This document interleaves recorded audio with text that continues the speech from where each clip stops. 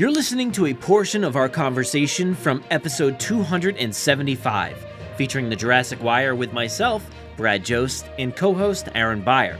If you want to hear the full conversation, download the episode on Spotify, Apple Podcasts, Amazon Music, Google Podcasts, or wherever else you listen to your shows.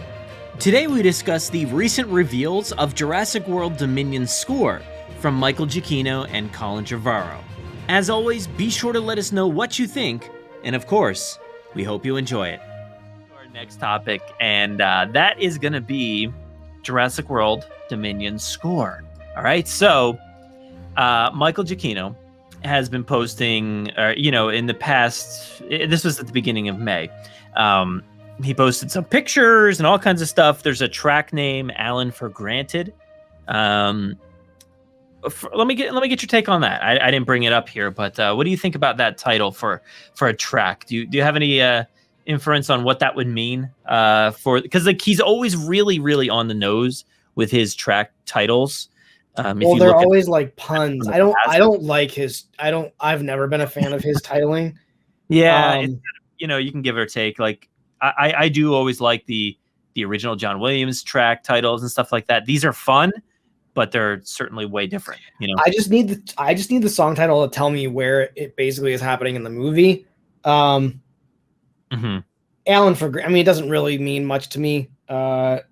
Someone's probably not listening to Grant. Like that seems like a very tropey thing that's going to happen, right? Is Grant will say something and then people will do the opposite. So I'm not like his names don't really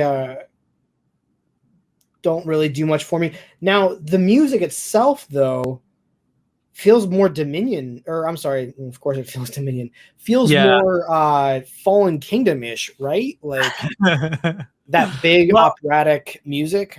I'll get to that one in a second. I have one up here that's it's more Jurassic World, actually. Sure, yeah. So this is the first one that he posted. I'll go back to the beginning, actually.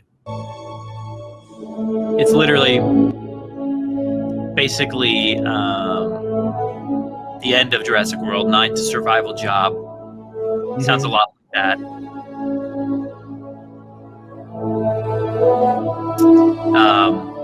But it ends here in a very sentimental way.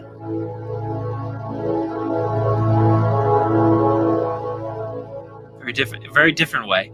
When Jurassic World finishes, like it does that, it has that same movement. It has the same movement there, but it's much bigger and bolder. And then it ends on the soaring trumpets and just a massive crescendo, and just like all you hear is bum bum bum, and then the T-Rex is roaring, and then the movie closes. It's massive.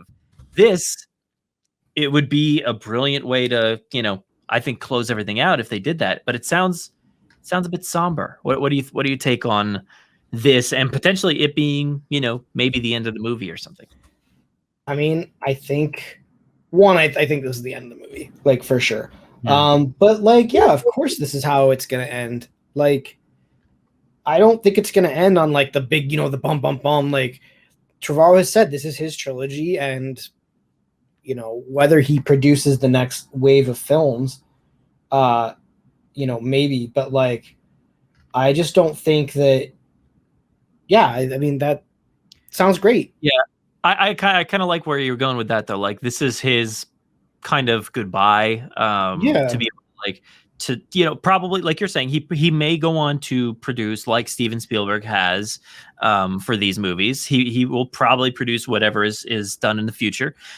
But in terms of, being behind the camera, being the person helming the project, I could see that being like, all right, my final goodbye. It's going to kind of end on this bittersweet, moment here. I don't know how, it'll end, but like, it definitely sounds like hopeful, but like, I don't know, bittersweet in a way. Like, I don't know. It's interesting. Yeah. I'm really bothered that I missed out the pre-orders on this T-Rex. This is really bugging me.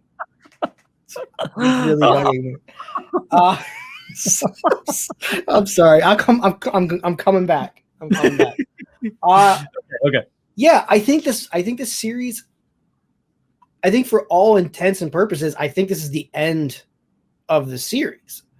Like, yeah, they want to do another wave of films, but I think this is I think whatever is next is not Chris Pratt, is not Claire Dearing, is, I think whatever's next is the big next thing. Like, yeah, it's the next cast, it's the next story. Sure.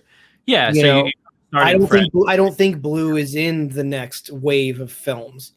Now, you know what? Blue seems like the thing that they would try to continue on. You never know. Yeah, you never know. But yeah, I get it, because like this could be the conclusion. It's kind of like summarizing everything that has happened before. Past and Jurassic Park coming to a close, when maybe the theme park aspect of these, obviously they really have closed that off, but like that, at this point it's definitely done. I don't think anybody's opening a third, but you never know.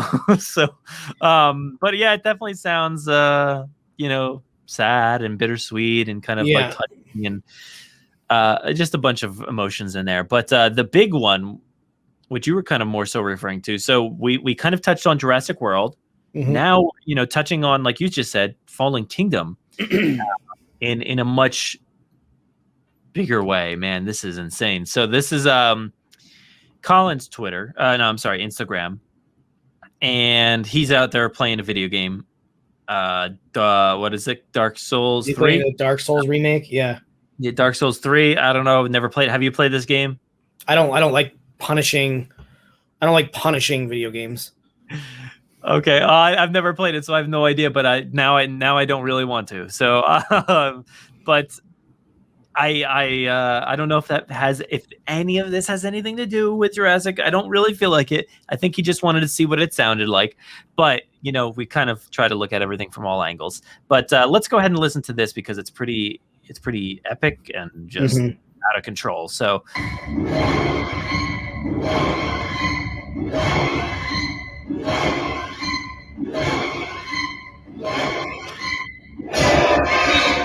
Woo. That is brutal. So yeah, that's brutal, man. What's your take?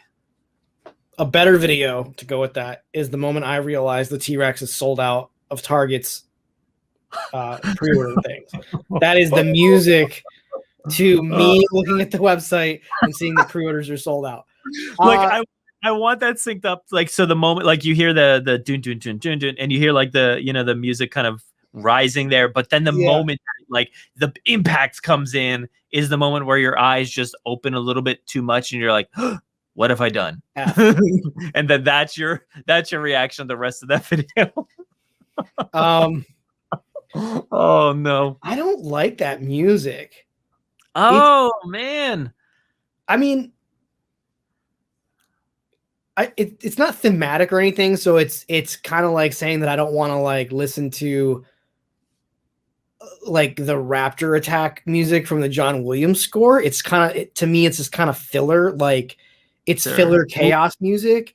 This is not a track that I'm gonna like chill out to and work to, No, I mean, I tend to listen to like the scores, like, from start to finish. If I'm listening to them, I don't like single out tracks most of the time, but yeah, I can understand that. It's not like you don't really just throw on, like, especially like Don Davis's score. There's a lot of like this kind of style in there. Not as intense, but like pretty wild. But that makes sense, right? Because Don Davis's movie doesn't have nice, sweet moments. There's one in like the entire movie. So, and it has a beautiful score behind that moment, actually, and it's like a very standout score. But the rest of it is very just in your face. And you're like, we have to run from this. We're gonna run from raptors. We're gonna run into a herd. Then we're gonna run into the woods. We're gonna run from the Spinosaurus. Then we're gonna run to a bird cage. Then we're gonna run through the bird cage. Then we're gonna run down the river. Then we're gonna run from the raptors. Then we're gonna run to the beach. It's like the whole movie is just run. A lot of running. Yeah. Yeah. So I don't like that. Now here's you say that like you will listen to the albums from like start to finish. I will do that every once in a while if it's like I'm sitting down to like okay, I'm going to listen to an album, which is like such a very like, I feel like it's such an old man thing to say, but like I'm old man. I still use iTunes. Like, so this is, I'm an old man. Yeah. So like I have my playlist that is just all Jurassic music. So I can quickly go to it, find the track that I need. Have the same thing. I feel like we all have that playlist. But then I have like Aaron's chill Jurassic music, which is like that massive it's that massive list pared down to just like I just want to chill and work and listen to Jurassic music. Like that. So like there's 2 Jurassic playlists on my computer. One is everything, and the other is just like the music that doesn't make me want to kill myself. Like, okay, I'm sorry. The music that doesn't make me feel like I'm running from a dinosaur that wants to kill me. Yeah. So that is a song that I will hear in the movies. I will maybe listen to it once or twice after, but I will probably never listen to that particular piece much after, unless it's in the movie. Yeah, that's not an insult. That's not an insult on it. I'm sure whatever's happening in this movie at that time is it horrifying. Sounds really chaotic and horrifying, and it gives me vibes of different things from the past. But yeah, I can't wait to hear how that's incorporated. And see, I really loved Fallen Kingdom's score, even more so than Jurassic World. Jurassic World was epic, and I loved that score, but I think he just took it to a new and different level in Fallen Kingdom, and I grew in that direction. Yeah, it sounds like we're going in that direction, and I'm actually interested in seeing like where it goes from there, how it differentiates itself. But yeah, it's too cool. I really like the way it sounds. Yeah, opposite of you. I like. Who knows? I mean, the Fallen Kingdom score. I think I've said it on this podcast. I didn't like it in the beginning, and now like I love it. So yeah. It'll grow on me. Who knows? I don't know. Yeah, I hope it does. I mean, that is one of the things I look forward to the most is the scores. I want to see the movie, and then as soon as I get out of the movie, the score is already downloaded on my phone, ready to play as I'm leaving the theater. Or you're a fake fan. You still don't buy the CDs of this franchise? No. Fake fan. No. Fake fan. I got all of them. Where would I do that? I don't even know where I would do that anymore. I got all of them back there. I got like all 5 movies. I got like 3 versions of Jurassic Park back there. Talk about that old man thing again that you just said. I got all the albums on my shelf.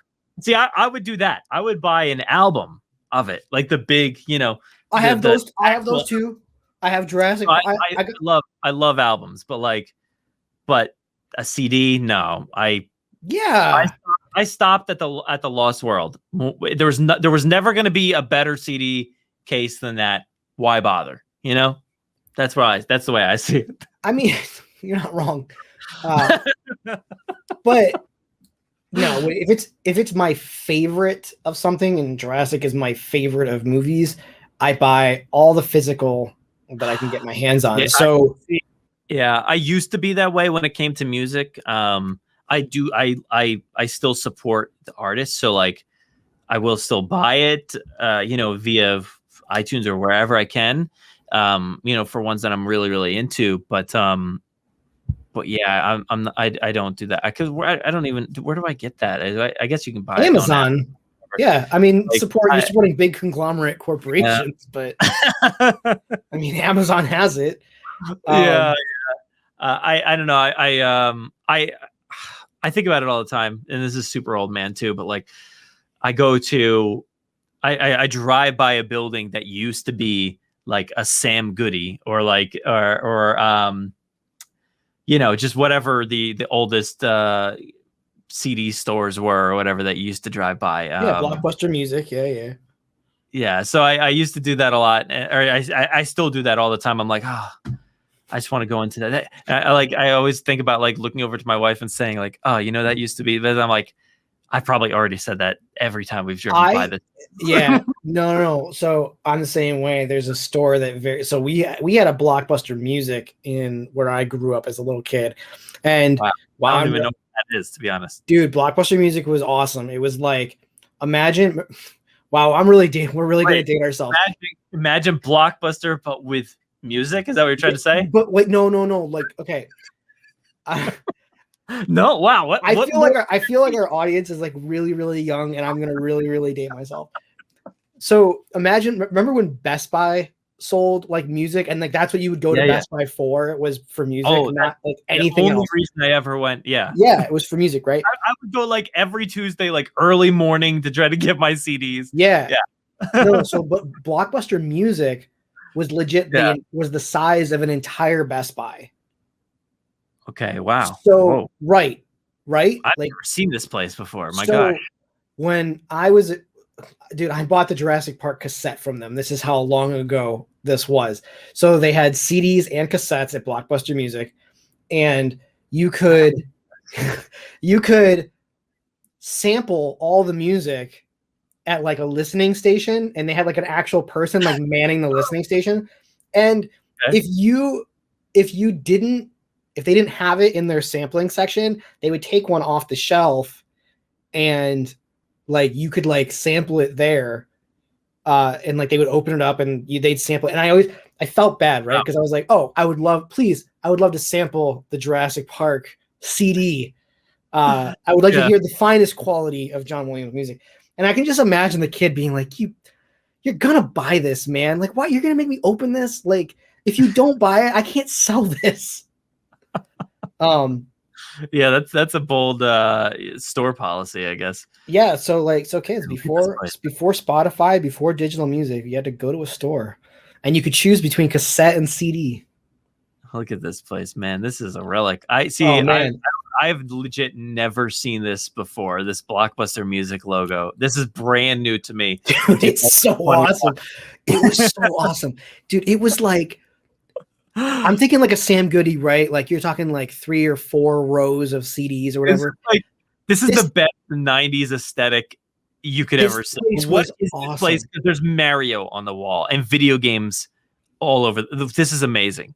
Oh, I don't see that. We didn't have the video games like this. Like, this is crazy. This is even crazy to me. But it had a very like screw that Blockbuster video look. No, forget that. What this fake image of this guy carrying? This is pointless for the podcast, but carrying. So 1, 2, row three. Okay, the 4th picture from the left. So. No, down, over. No, oh no. Okay, go left. Yeah, like that right there. Click on that. That's what the outside of our Blockbuster Music looked like. It just had this big blue overhang. Just a normal Blockbuster, yeah. Oh, is it? I mean, no. This is Blockbuster Music, but it looks, if you just take away the music sign, it looks exactly the same. Oh, okay. Well, we had the big sign out front like that. Blockbuster. Oh, dude, this place was awesome. Place was awesome. Bought my first CD there. Wow.